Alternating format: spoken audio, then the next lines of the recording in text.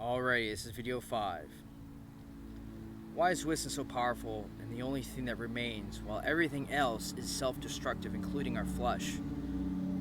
So, remember, God is omniscient, omnipresent, and omnipotent. Essentially, it's the only thing that really creates. It's the only validity to what the outer is.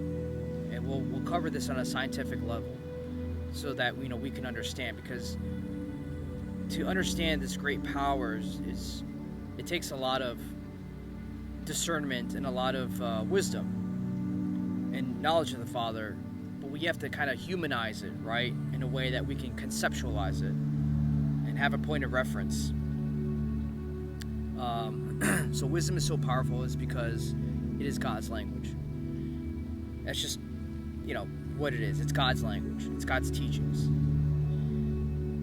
So the Maya, the external world, the Maya, the Caesar, whatever you want to call it, is just Plato.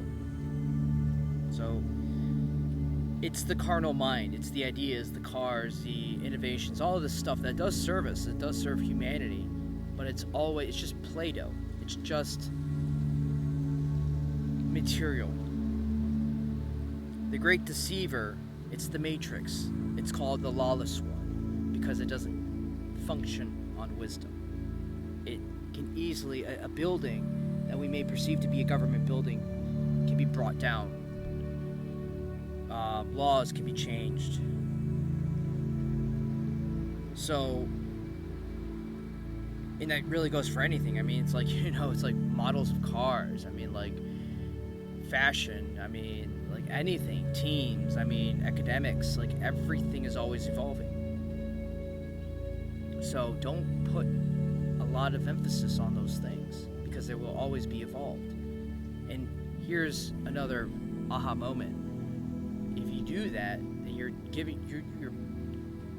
doing yourself a disfavor, because you need to focus on where the origination of power comes from. And when you anchor yourself to wisdom, whatever options that you have in life, people, places, things,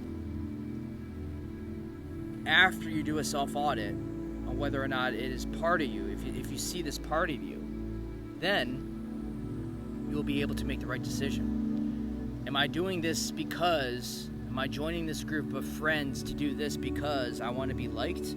Or because those are the type of people I see myself as? Or because I have nothing to do? Or because maybe, whatever it may be. Sometimes, you go out and you say, why am I even here? Or you do something, you're like, why did I even buy this? Or pay for this? Oh, because you're bored. So... self-auditing will always be beneficial for you. So self-audit your actions.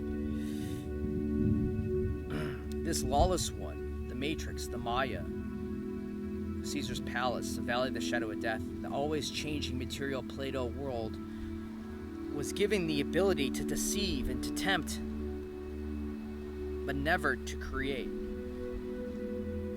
You could also use Satan, the angel of death. The already created. It was given the power to deceive but never, and to tempt but never to create. Can't create. God can only create.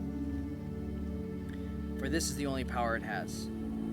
Ultimately, it disintegrates into nothing, or self-destructs, because its foundations are not strong but chaotic.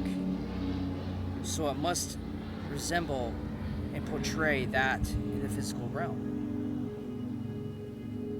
So I'll repeat that. Ultimately, things in the material world of Caesar's palace, of the valley of shadow of death, they disintegrate into nothing, or self-destructs, because the foundations, it doesn't have any foundation. They are not strong but chaotic. So it must resemble that, because it doesn't have any spiritual light. It's empty of